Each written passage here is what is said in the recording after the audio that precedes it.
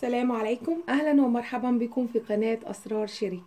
النهارده بقى ان شاء الله قلت نغير كده. النهارده الجو برد قوي كده، فقلت نغير ونعمل حاجة لذيذة كده. قلت اعمل لكم روتين الليلي في الشتاء. خلاص، يعني انا بعمل كده دايما في ايام الشتاء، بس بتختلف عن الحاجة.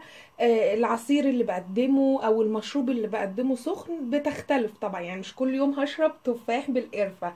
طريقة تفاح بالقرفة يا بنات تحفة جديدة، اخر حاجة انا بعملها صراحة، هو اختراع مني انا، يعني انا اللي مخترعاه يعني.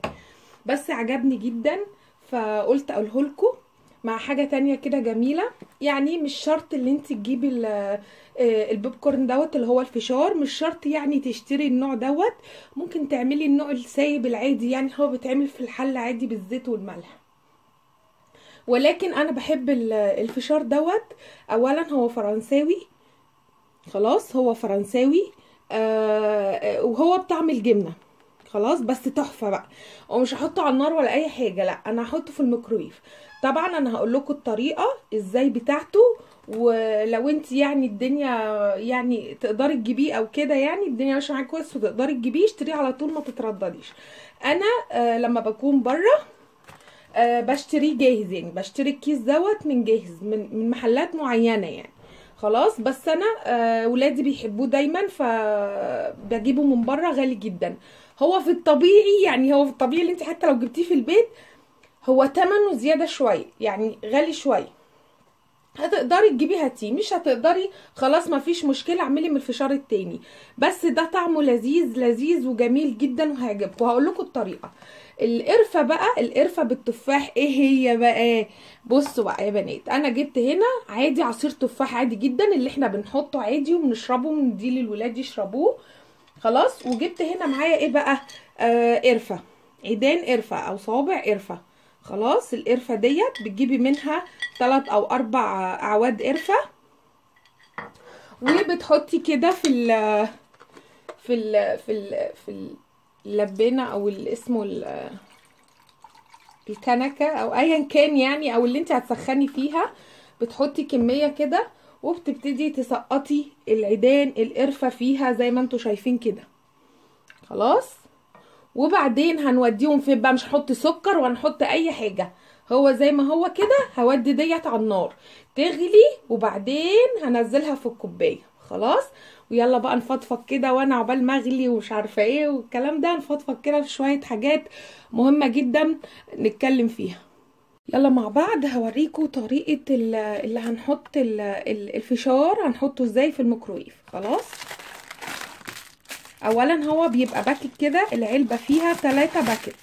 خلاص، يعني 3 كيس فشار. تمام، 1 2 3 همت كيس فشار بيبقوا موجودين داخل العلبة. تمام، هنشوف بقى مع بعض، هتشوفوا انا هستعمله ازاي. يلا بقى، كنت عايزة اتكلم معاكم كده برضو في موضوع مهم. انتوا حبايبي واصدقائي. في ناس اصدقائي، ناس محترمة جدا، اتصلوا بيا وكلموني وقالوا لي يا شيري في حد اساء ليكي في فيديو عنده، يعني حتى حد عمل فيديو واساء ليكي. خلاص، فلازم تردي ولازم تتكلمي. ما ينفعش اللي انتي تسكتي، لان احنا عارفينك كويس وعارفين اللي اتقال دوت مش ما ينفعش يتقال على شيري. صراحة انا رديت عليهم وقلت لهم مش انا اللي ارد، مش انا شيري ينفع ارد، لاني انا كاخلاقي ما ينفعش اللي انا ارد. ولكن قلت لهم حكمة، والحكمة دي جت على بالي على طول. اتعلمناها من اهلنا زمان، اني اسوأ الناس خلقا من اذا غضب منك قال ما ليس فيك. هقولها لكم تاني، اسوأ الناس خلقا من اذا غضب منك قال ما ليس فيك. هو دوت كرامتي. خلاص.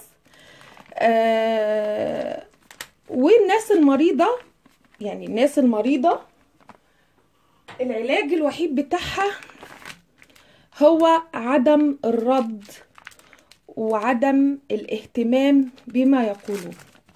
خلاص، بس هو دوت ردي على اللي يسيء في حقي، في ايا كان مين يعني.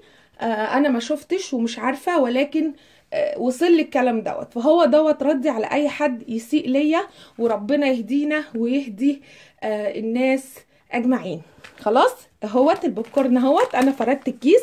ما تفرديش هنا في الجوانب، سيبي المساحه دي، لانه لما هيجي هيفتح هيدخل هو في الجوانب ويملي المنطقه ديت.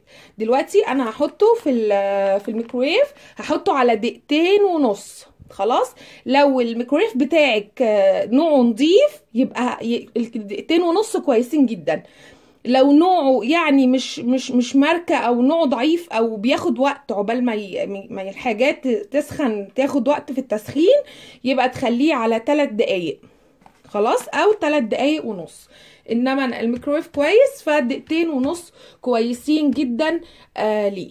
خلاص، هنشوف بقى هنكمل هنعمل ايه. اجمل بنات كده خلاص.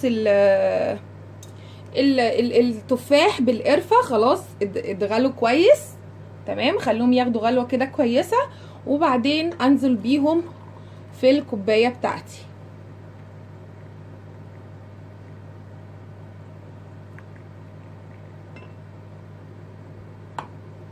احنا دلوقتي مستنيين الفشار في الميكرويف. دلوقتي هنشوفه لما يطلع هيعجبكم جدا يا بنات. الطريقه ديت بتحطي هنا، بتحطي مع التفاح عودين قرفه في الكوبايه، يعني عايزه تحطي عودين من نفس اللي هي غلت فيه، يعني دي عيدان القرفه اللي انا غليتها في التفاح نفسه على النار، اخدت منها هنا عودين. او عايزه تحطي عود واحد قرفه اوكي، لان بيفضل الطعم موجود وثابت وبيدي ريحه تحفه. يعني هو التفاح بالقرفه تشميه اصلا، يعني ريحته نفسه ريحتها جميله جدا يعني. ادي التفاح بالقرفه. خلاص، ده اختراع شيري على فكره يعني. هنشوف دلوقتي، انتوا سامعين صوت الفشار دلوقتي وهو بيتمدد ويطرقع. هنشوفه دلوقتي مع بعض. كده حبايبي انا طلعت الفشار بتاعي من الميكرويف. شايفين الكيس تمدد جواه ازاي؟ شايفين السخونه؟ خلي بالك اوعي تحطي ايدك هنا. ها، بصوا الدخان. بصي بقى تعملي ايه، ترجي كده فيه وتطلعي الدخان بالطريقه دي، وبعدين تفتحيه ازاي بقى عشان ما تتلسعيش خالص. تعملي كده وتعملي كده بالطريقه ديت. هو بالجبنه طبعا، ريحته اساسا يعني ريحته فظيعه فظيعه بجد بقى. هنا بدلقه كده. عايزه تاكليه بالكيس طبعا كليه، عايزه تحطيه في طبق حطيه. عندي الكوب بتاع البوب كورن او الفشار، بس ولادي هما بيحبوا ياكلوا فيه بقى، فانا كبيره يعني فمش فارقه معايا، فاللي بيحب صراحه بحط له فيه على طول يعني. هما خاصه الاطفال الصغيرين، بس ما بحطش فيه على طول. تمام، بعمل ايه، بجيب ورق مناديل كده والفه كده واحطه داخل الكوبايه. خلاص بالطريقه ديت، وبعدين بحط الفشار بتاعي فيه. خلاص انا خلصت الصينيه بتاعتي اللي انا هاخدها وادخل بيها على السرير تحت البطانيه واشغل فيلم ابيض واسود كده واروق دماغي خالص، واقعد بقى ايه تحفه تحفه. انا نفسي تجربوا التفاح بالقرفه ده، هيعجبكم قوي يا بنات. والفشار طبعا بالجبنه روعه روعه جدا، ويستحسن طبعا تاكليه هو سخن. يعني سبتيه برد، اي فشار في الدنيا سبتيه برد يعني اكيد مش هيبقى كويس يعني. بس كده خلاص، انا قلت كده اشارككم كده حاجه كده خفيفه. يا رب تكونوا استفدتوا منها، وانا بحبكم قوي قوي قوي زي ما انتم ما بتحبوني، وربنا يخليكم ليا. وشوفوا انتوا لو اي حد طالب حاجه معينه. كان في حد قال لي عايزين ذبح الفراخ وتنظيفها. انا اسفه والله، انا ما اقدرش اذبح فرخه اساسا. ما اقدرش يعني، مش هفتي واقول لك لا انا اعرف اعمل جدع واروح اجيب الفرخه واذبحها، دي استحاله يعني. ففي قنوات تانية جميله جدا بشوف فيها طبعا بيذبحوا الفراخ وبيذبحوا البط والحمام والحاجات دي كلها جميله يعني. فحاولي تدوري عليها وتشوفيها، وهي قنوات جميله يعني. انا نفسي بحب اتابعهم يعني، بحب اتفرج، بس بخاف وهم ما اقدرش انا اتفرج على حد بيذبح يعني. بس كده خلاص، ده الفيديو بتاعنا.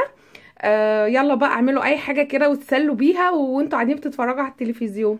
يلا مع السلامة، باي باي.